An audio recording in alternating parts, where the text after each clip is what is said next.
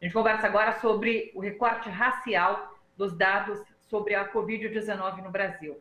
Olha só, desde que o boletim epidemiológico do Ministério da Saúde começou a ser divulgado com o recorte racial dos dados, a cada semana tem ficado mais evidente que a população negra é a que mais sofre as consequências dessa pandemia do novo coronavírus.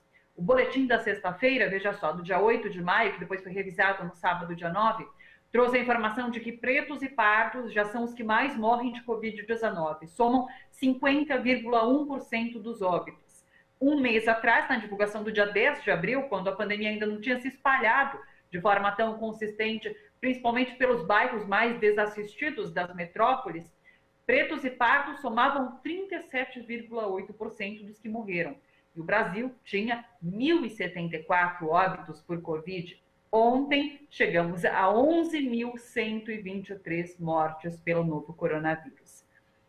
Nessa semana, que marca os 132 anos da abolição da escravidão no Brasil, o Fundo Brasil de Direitos Humanos participa aqui com a gente e traz convidadas para refletir sobre como o novo coronavírus dificulta ainda mais o acesso a direitos da população negra brasileira.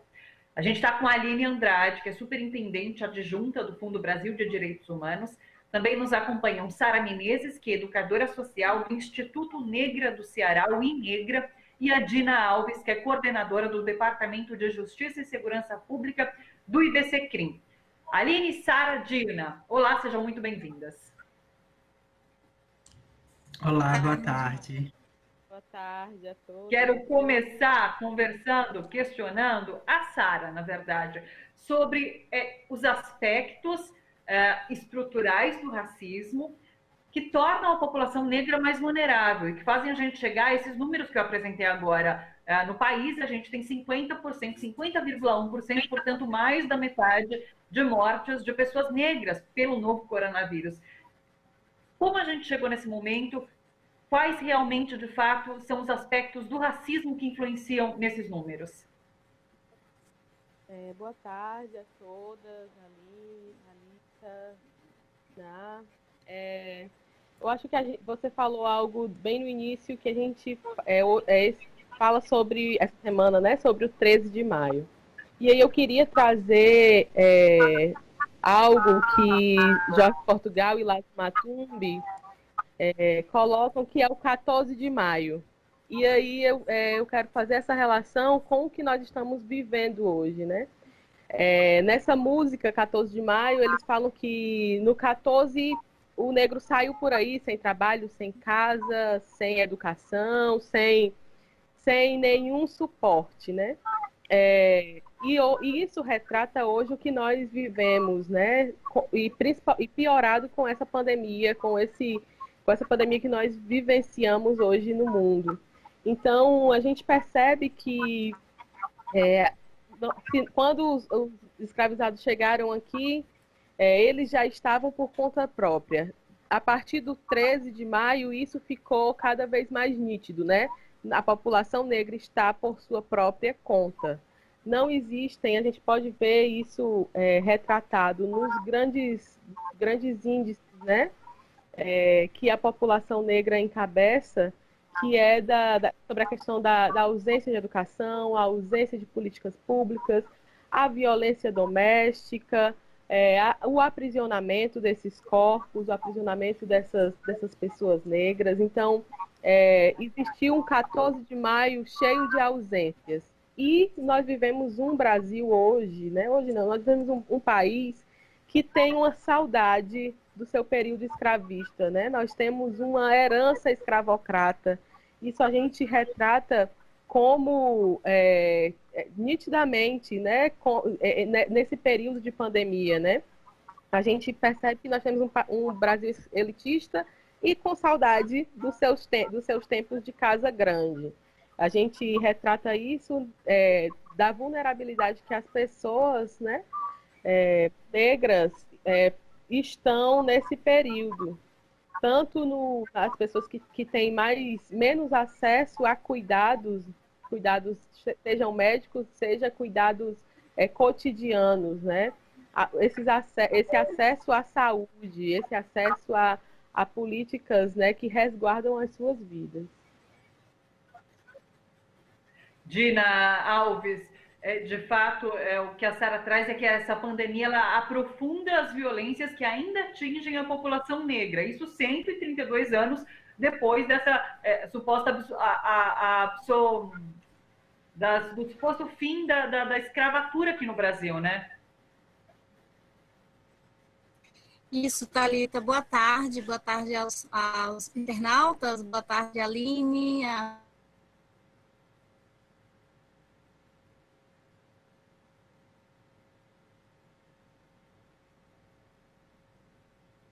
Perdemos o sinal da Dina. Que pena. Estamos ainda com a Aline e com a Sara.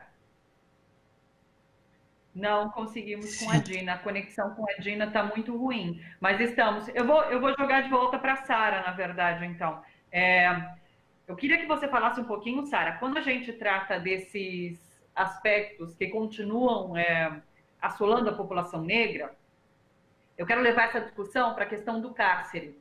A gente teve conversas na semana passada, inclusive aqui no Bom para Todos, sobre, por exemplo, a gente conversou com o Dudu Ribeiro, que é da Iniciativa Negra por uma Nova Política sobre Drogas. E ele falava que lá em Salvador, por exemplo, alguns presos provisórios que foram retirados da prisão por conta da pandemia, eles depois eram presos novamente porque estavam circulando nas ruas. Mas muitas vezes ele chegava em casa sem ter sustento algum e tinha que sair para a rua para trabalhar nessas circunstâncias, porque, de fato, o Estado não consegue garantir hoje a permanência das pessoas na casa porque não dá segurança para que isso aconteça.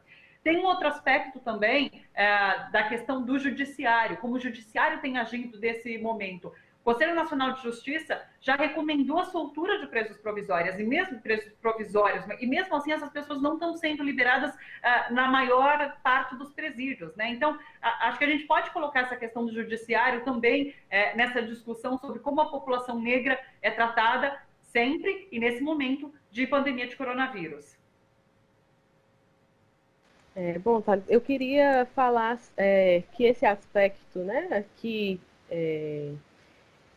aqui no Ceará, eu acho que você falou na minha apresentação, eu sou aqui do Ceará, de Fortaleza. A gente tem, né, uma superpopulação encarcerada que já vínhamos denunciando desde o início do ano passado.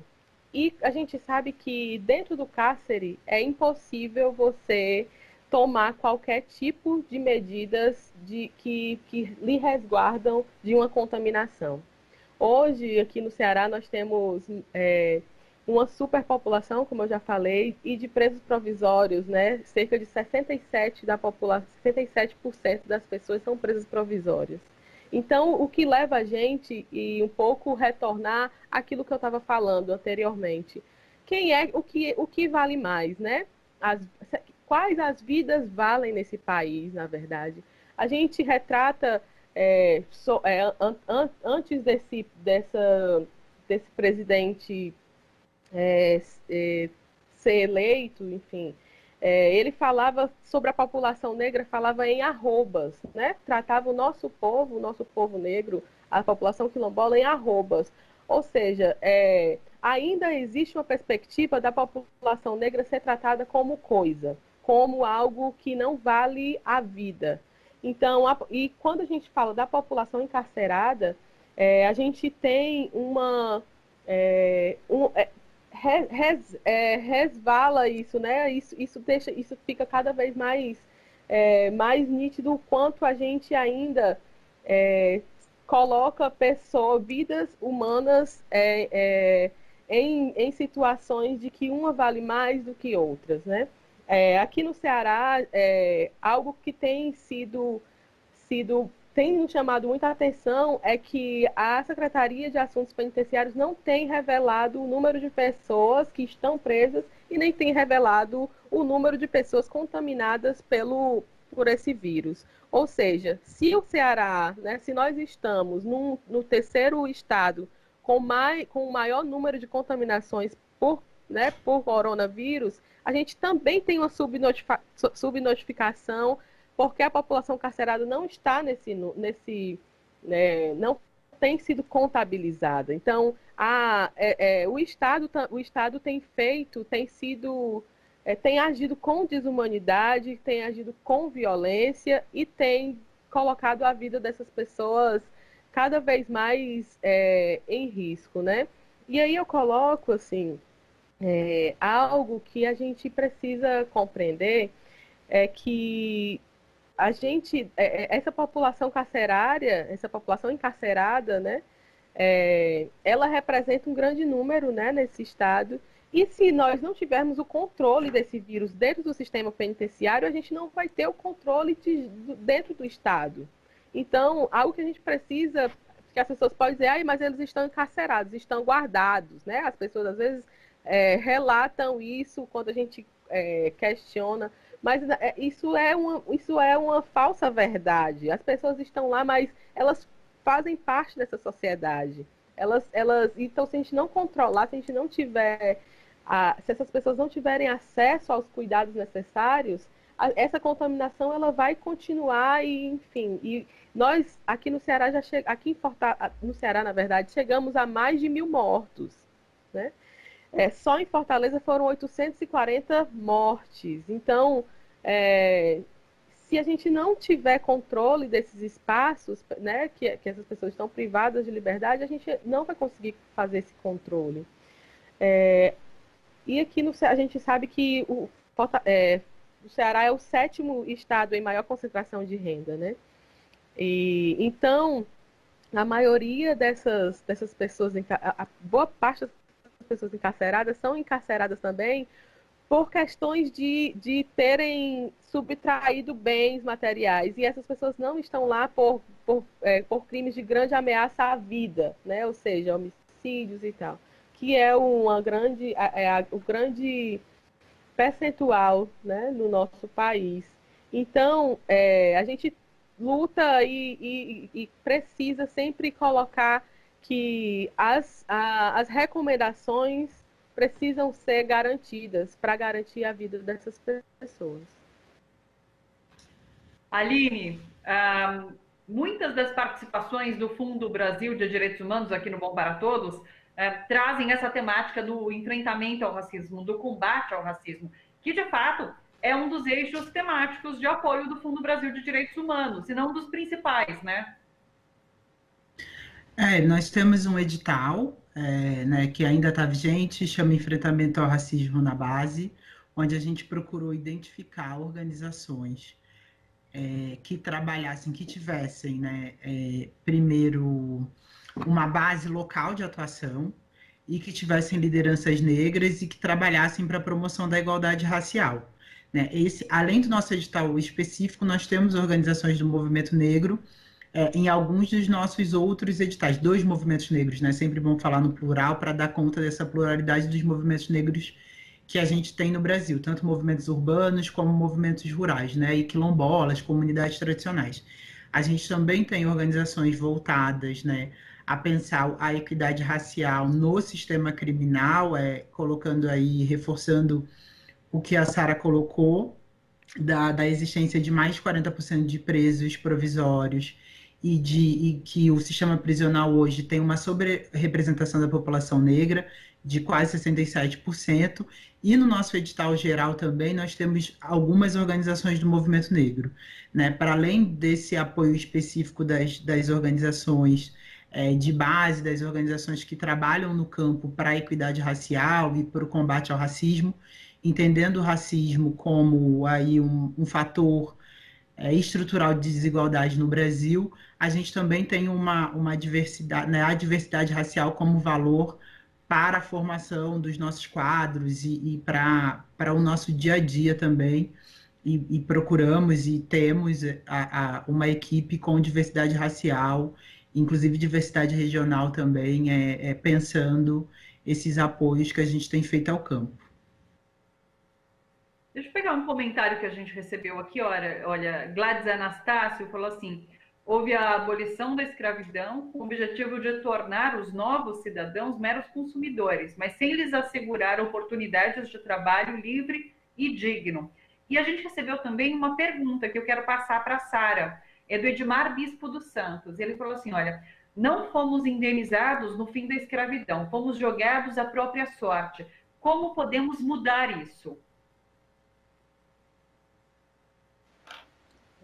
Grata pela questão, né, que ela não é tão simples, é bem profunda. A gente tem... e aí eu vou tentar trazer um pouco para esse período que nós estamos, né? A nossa população, o nosso povo negro, ele conseguiu sobreviver por muito tempo a partir dos seus vínculos enquanto comunidade, e até hoje é isso, né? Então eu quero ressaltar que os vínculos de solidariedade entre nós, né? Os vínculos de solidariedade, na verdade, entre os povos escravizados, que é o que nos faz que é a nossa representação maior dos quilombos, né? Que nós tínhamos algo semelhante, né, ao que a gente pode retratar como uma organização social muito bem estruturada, né? E baseado no respeito à vida dessa população, né? Desse povo. Então, se um come, todos comem, né? Então, e algo que a gente vê representado nas nossas periferias hoje. Muitas das ações de solidariedade, elas têm sido realizadas nas nossas periferias pelas próprias pessoas da periferia, né? Nós vemos casas ilês, casas de santo, enfim, fazendo campanhas para alimentar o seu povo. Nós vemos associações pequenas alimentar o seu povo, né? Nós temos pessoas preocupadas com a população em situação de rua. Então, eu sei que isso não vai, infelizmente, não é o único meio para se acabar com o racismo. Nós precisamos, primeiro, romper com esse vínculo, né? Com esse vínculo escravista que nós temos, né? Que chega a ser, que é cruel, é sádico. Eu faço também faço uma lembrança, né, do que tem acontecido, do que aconteceu lá no Pará, onde o decreto governamental dizia que as trabalhadoras domésticas eram serviço essencial. Então, o que não é isso, senão um vínculo, uma saudade com o nosso período escravista, né, o nosso período tão terrível da nossa história. Então, nós precisamos lembrar e superar e romper com isso, sabe? Eu falo tanto a níveis de políticas públicas, né? Nós precisamos cavar cada vez mais possibilidades para a população negra acessar a saúde, a educação, acessar, enfim, ter segurança, e que a segurança não seja somente a via da bala nos carros e na juventude e nos adolescentes. Nós queremos nos sentir seguros, né? Segurança alimentar, enfim. Mas a gente percebe que os nossos vínculos de solidariedade, os nossos vínculos de nos articular, né, entre nós, né, entre essa população, e trazer à tona esse discurso, esse reconhecimento de que o racismo ele é fundante e ele é estrutural na nossa sociedade, e ele precisa ser rompido, ele precisa ser aniquilado. Eu acho que é um dos grandes passos. Aline, a Sara traz esse aspecto da solidariedade. A gente está com a Dina de novo? A Dina voltou. Não, eu vou manter com a Aline, porque eu não sei se Tá sim, a Dina está com a gente. Então, espera aí. Vou fazer uma pergunta para a Dina, então, porque a gente já não está com tanto tempo assim. Eu queria que a Dina participasse nesse momento. Eu queria que você falasse um pouquinho sobre essas medidas que o poder público tem adotado, não tem adotado, na verdade, para combater a pandemia, e a situação das famílias, da população mais desassistida nesse momento. As ações são mínimas tomadas pelo poder público, o que coloca ainda mais em risco a população mais vulnerável, menos assistida de fato, né? Isso, Thalita. Essa questão da pandemia, né, no Brasil, que já causa aí uma crise humanitária no mundo, no Brasil, especialmente, ela é muito mais perversa por todo esse histórico que nós temos, né, dessa herança nas relações sociais, especialmente quando a gente fala das prisões, da situação prisional no Brasil hoje, as medidas que não são tomadas, levando em consideração a proteção da população mais vulnerável. Você vê aí essa questão aí do auxílio, do benefício, né, dos R$ 600 que disponibiliza para a população, e as pessoas estão cada vez mais numa situação de emergência.